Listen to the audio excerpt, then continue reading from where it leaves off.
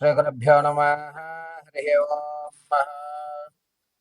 కాత్యాయనాయ విద్మహే కన్యకుమారి ధీమహి తన్నో దుర్గే ప్రచోదయాత్. సర్వం ఇంద్రకీలాద్రి దుర్గే అనుగ్రహగడాక్షబలసిద్ధ్యర్థం.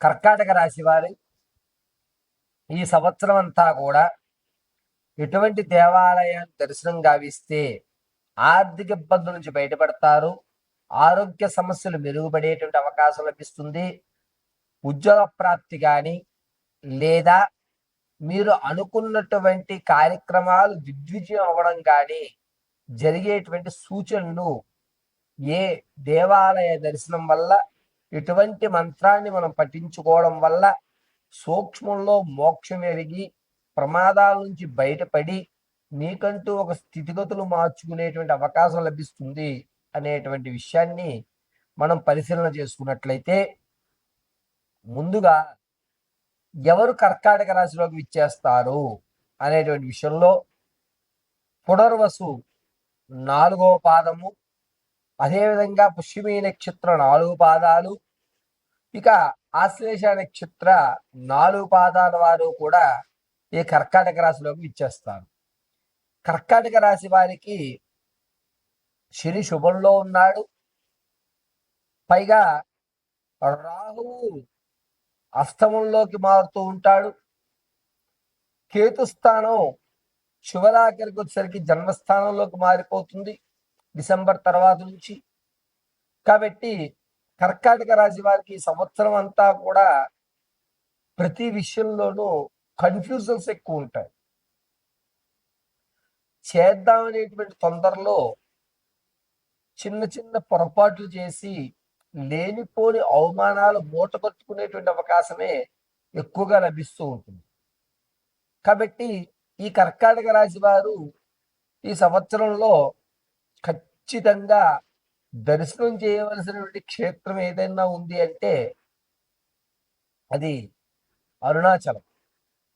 అరుణాచల గిరి ప్రదక్షిణ పూర్తి చేసుకుని అరుణాచలేశ్వరుణ్ణి 2 రోజులు కంటిన్యూగా దర్శనం చేయాలి. ఈ రోజు మీరు అరుణాచలంలో ప్రవేశిస్తే ఈ రోజు దర్శనము, రేపటి రోజు దర్శనం చేసుకుని 3వ రోజు ఆ స్వామివారి యొక్క ప్రాంగణం నుంచి మీరు బయటికి రావాలి. ఇలా అరుణాచల ప్రదేశము సందర్శించడం వల్ల కర్కాటక రాశి వారికి చికాకులు, ఆర్థిక ఇబ్బంది, ఆరోగ్యము, ఈ 3 సమతుల్యమైనటువంటి వ్యవస్థలు నడుస్తూ ఉంటాయి. పైగా గురుడు సంవత్సరాది నుంచి 10వ నెల వరకు కూడాను ద్వాదశంలో ఉండడం వల్ల మీరు ఎంత కాన్సన్ట్రేషన్గా పనిచేస్తున్నా సరే చికాకుల వల్ల చిన్న చిన్న తప్పిదాలు చేసి ఆ యొక్క ఏకాగ్రతను కోల్పోయేటువంటి అవకాశం ఎక్కువగా లభిస్తూ ఉంటుంది.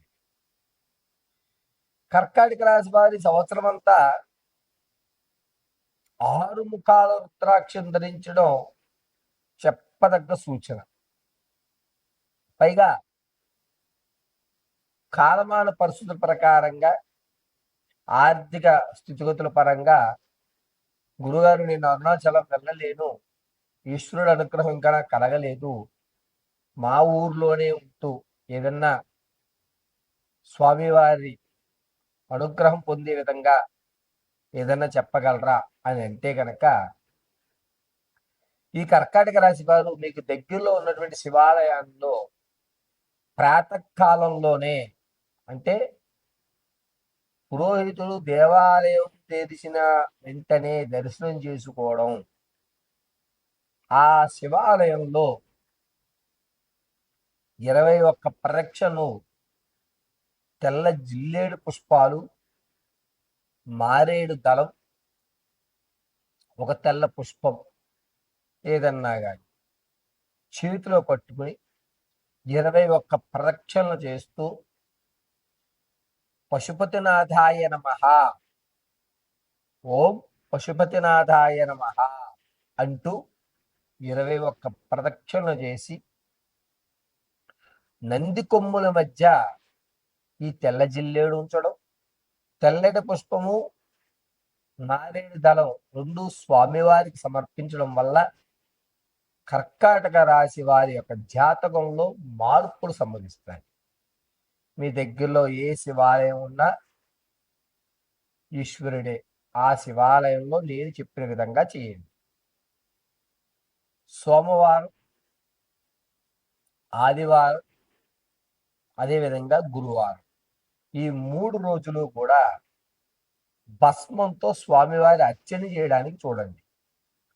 భవాయ దేవాయ నమః, భవస్య దేవస్య పత్నే నమః అనేటువంటి మంత్రాలు చెప్తూ చక్కగా స్వామివారిని అర్చన చేయడం అత్యంత అద్భుతంగా కలిసి వస్తుంది.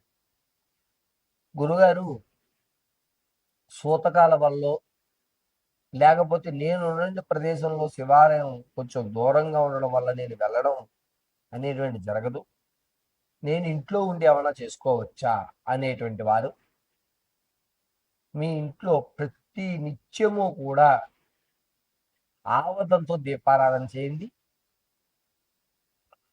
శుక్రగ్రహానికి సంబంధించినటువంటి మహామంత్రాన్ని పఠించండి. దీనివల్ల మీ యొక్క ఆలోచన విధానము, మీకు రావలసిన స్థితిగతులు మారేటువంటి అవకాశం లభిస్తుంది. ప్రతిరోజు కూడా స్నానం ఆచరించిన తదనంతరం భస్మధారణ చేసి ఒక రాయి గ్లాసులో నీళ్లు తీసుకుని తూర్పుకి అభిముఖంగా కూర్చుని, అంటే మీ ఫేస్ తూర్పు వైపు చూస్తూ ఉండాలి.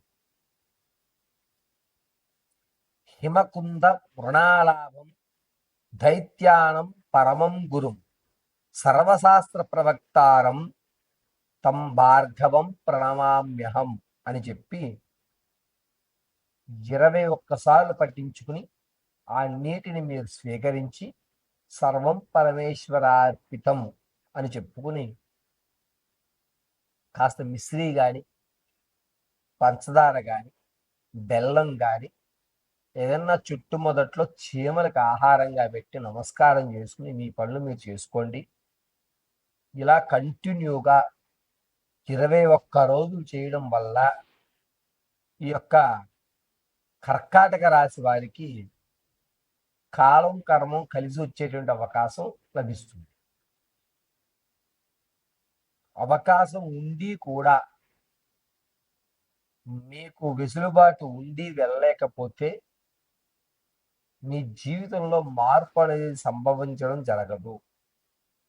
కాబట్టి అరుణాచలేశ్వరుని కర్కాటక రాశి వారు దర్శనం చేయడం వల్ల మీ యొక్క స్థితి మారేటువంటి అవకాశం, మీ కోరిక పరిపూర్తిగా జరిగేటువంటి అవకాశం ఖచ్చితంగా జరుగుతుంది. ఇక ఈ కర్కాటక రాశి వారు ప్రతిరోజు కూడాను పశుపతినాథాయ నమః అని మంత్రాన్ని పఠించుకుంటూ ఉండండి. విశేషంగా ఈ కర్కాటక రాశి వారు ఆవదంతో మాత్రమే దీపారాధన చేయండి. మీకు వచ్చేటువంటి ఆగస్టు 22 తర్వాత నుంచి అక్టోబర్ 12వ తారీఖు మధ్యలో పిడు ప్రమాదం ఒకటి పొంచి ఉంది. ఆ యొక్క ప్రమాదం నుంచి పక్కకు జరిగేటువంటి అవకాశం కేవలం పరమశివుడు మాత్రమే మిమ్మల్ని రక్షించేటువంటి అవకాశం లభిస్తుంది. కాబట్టి ఈ కర్కాటక రాశి వారు ఆదివారం రోజును, సోమవారము, అదేవిధంగా గురువారం, ఈ 3 రోజులు కూడా గోల్డ్ కలర్ కానీ లేదా లైట్ ఎల్లో వస్త్రాన్ని కానీ ధరించడం అత్యంత శుభస్య శీఘ్రంగా ఉంటుంది. ఈ కర్కాటక రాశి వారు ప్రతిరోజు మీ ఇంట్లో ఉన్నటువంటి దేవుని ఎదురుగా ఆవదంతో మాత్రమే దీపారాధన చేయండి. ప్లస్ మీకు వచ్చేటువంటి జూలై 3వ తారీఖు నుంచి కొత్త స్నేహితులు ఏర్పడుతూ ఉంటారు. దీనివల్ల కాస్త కలిసి వచ్చేటువంటి అవకాశంగా చెప్పవచ్చు. కుదిరితే ఈ కర్కాటక రాశి వారు అరుణాచలం వెళ్ళడానికి ఎక్కువ ప్రాధాన్యత చూపించండి. పైగా ఈ కర్కాటక రాశి వారు ప్రతిరోజు పశుపతినాథాయ నమః అని మీరు ఏ స్థితిలో ఉన్నా ఈ మంత్రాలు చెప్పుకోవడం అత్యంత శీఘ్రంగా చెప్పవచ్చు.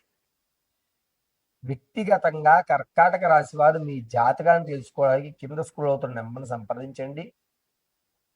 నేను ఇప్పటి వరకు చెప్పినటువంటి కర్కాటక రాశి ఫలితం అంతా, ఈ సంవత్సరం అంతా కూడా చెప్పిన ఫలితం కేవలము గోచార రీత్యా మాత్రమే తెలియజేశాను.